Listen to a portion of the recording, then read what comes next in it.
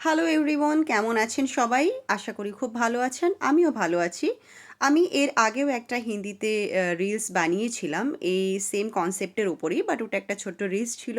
And এখানে আমি বাংলায় এটার ফুল ভিডিও দিচ্ছি। আমি এখানে একটু বড় ভিডিওতে বোঝানোর চেষ্টা করছি যে অনেক দিনের যদি জিম গ্যাপ হয় দেন আফটার দ্যাট আমাদের কিভাবে জিম শুরু করা উচিত। আমি প্রথম দিনে জিমে গিয়ে মানে আমার অনেক দিনের গ্যাপ ছিল, তারপরে আমি প্রথম দিন জিমে গিয়ে যেটা করেছিলাম, প্রত্যেকটা বডি পার্টের প্রত্যেকটা মাসেলের আমি অল্প অল্প কিছু workout light to moderate weight দিয়ে করেছিলাম। যেমন এখন আমি এটা বেন্ট ওভার রো করছি। আর বেন্ট ওভার রোটা আপনারা যেমন দেখেছেন, আমি আগে খালি বার দিয়ে স্টার্ট করেছিলাম, কোনো ওয়েট লাগাইনি। তারপরে আমি 10 কেজিস লাগিয়েছি অ্যান্ড তারপরে আমি 5 কেজি আরও এক্সট্রা লাগিয়েছি। সো লাস্ট আমি 15 কেজি দিয়েই করেছি আর টোটাল 3টে সেট করেছি। আর এই ওয়ার্কআউটটা ব্যাকেরই হয়। আফটার দ্যাট আমি ব্যাকের জন্য আরও একটা করেছি, সেটা হচ্ছে এই যে যেটা আপনারা এখন দেখতে পাচ্ছেন, ল্যাট পুল ডাউন। এটাও আমি ভীষণ হালকা ওয়েট দিয়ে স্টার্ট করেছি, দেন একটা মডারেট ওয়েট অবধি গেছি। যে ওয়েটটা আমি ক্যারি করি সেই ওয়েটটা কিন্তু আমি এখানে করিনি। অ্যান্ড ওর পরে আমি এখন যেটা করছি এটা সিটেড কেবল রো, এটাও ব্যাকের জন্যে। ব্যাকের আমি এই 3টে ওয়ার্কআউটই করেছি আর 3টে ওয়ার্কআউটেরই লাইট টু মডারেট ওয়েট অবধির আমি 3টে করে সেট করেছি, তার থেকে বেশি নয়। অনেক দিন যদি জিমের একটা গ্যাপ চলে আসে, তারপরে যখন আমরা জিমে যাব, তখন কিন্তু আমরা সেই পুরনো চার্ট আর ফলো করব না। আমরা কি করব, আমরা বডির প্রত্যেকটা মাসেল মাসকে অ্যাক্টিভ করার চেষ্টা করব। মানে ধরুন এই যে back, chest, biceps, triceps, legs, quads, যে কটা মাসেলস আছে, small muscles and big muscles যা যা আছে বডিতে, স্মল মাসেলসের মধ্যে চলে আসে শোল্ডার্স, ট্রাইসেপস, তারপরে বাইসেপস এগুলো, অ্যান্ড বিগ মাসলসের মধ্যে লেগস আসে।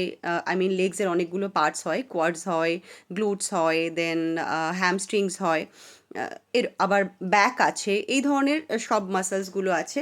তো আমরা প্রত্যেকটা মাসলসকে অ্যাক্টিভ করব। যেরকম আমি ফার্স্টে বিগ মাসলসকে টার্গেট করেছিলাম, প্রত্যেকটা বিগ মাসলসগুলোকেই আমি অ্যাক্টিভ করার চেষ্টা করেছি।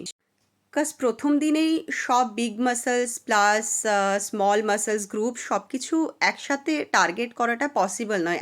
আমরা তো প্রথম দিনে আমি আগেই বলেছি যে ফার্স্টে আমরা কখনোই সবকটা মাসলসকে সেভাবে টার্গেট করব না, জাস্ট অ্যাক্টিভ করার জন্যে করব।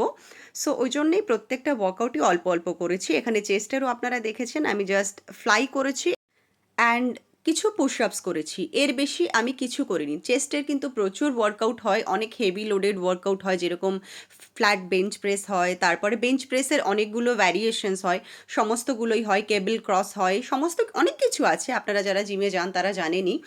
কিন্তু আমরা ওসব কিছুই করব না, যেগুলো ইজি গোয়িং আছে সেই ধরনের ওয়ার্কআউটই করব আজকে। ফার্স্ট ডেতে আমরা কোনো বিগ মাসেলসেরই আমরা হেভি কিছুই করব না। যেরকম এখানে আমি লেগসের শুধুই এক্সটেনশন করছি কোয়াডস ফোকাসডের জন্যে।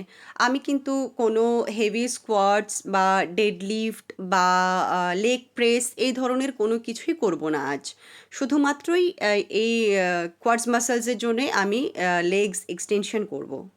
অ্যান্ড লেগ এক্সটেনশনসেরও আমি 3 সেট ওই same light to moderate weight দিয়ে করেছি। অ্যান্ড আফটার দ্যাট আমি ইনার থাইয়েজের জন্যে যেটা করেছিলাম সেটা হচ্ছে অ্যাবডাক্টর মেশিনকে রিভার্স সেটিংয়ে, যেটা আমি এর আগেও অনেকগুলো ভিডিওতে ওটার আমি ট্রায়াল ভিডিও দেখেছি, ওই সেম থিং আমি করেছি। ওটারও 3টে সেট করেছি। ওটাতে এমনিও খুব বেশি হেভি ওয়েট কখনোই নিতে হয় না। সো এখানেও আমি নিইনি, এই যে এক্স্যাক্টলি যেটা আপনারা এখন দেখতে পাচ্ছেন এটাই। অ্যান্ড এই সেম মেশিনেই আমি গ্লুটসের জন্যে অ্যাবডাকশন করেছি। আফটার দ্যাট আমি গ্লুটসের জন্যে করেছিলাম ব্যান্ড ওয়ার্কআউট দুটো। একটা আমি করেছিলাম হিপ থ্রাস্ট আপনারা আমাকে আগেও করতে দেখেছেন, ইভেন অনেক হেভি ওয়েট দিয়ে করতে দেখেছেন, 100+, 110, 120, 130 এত অবধিও আপনারা আমাকে এর আগে করতে দেখেছেন। কিন্তু আমি এখানে শুধুমাত্র ব্যান্ড দিয়েই, ইভেন কোনো বারও নিইনি, মানে ভ্যাকেন্ট বার ছাড়াও শুধুমাত্র ব্যান্ড দিয়ে এখানে আমি করেছি। শুধু প্রথম দিনই নয়, এই যে আমরা নতুন করে আবার যখন জিম শুরু করব তখন মিনিমাম একটা সপ্তাহ আমাদের এভাবেই করা উচিত। মিনিমাম একটা সপ্তাহ, আমি তো বলবো 10 ডেজ করতে পারলে আরও ভালো।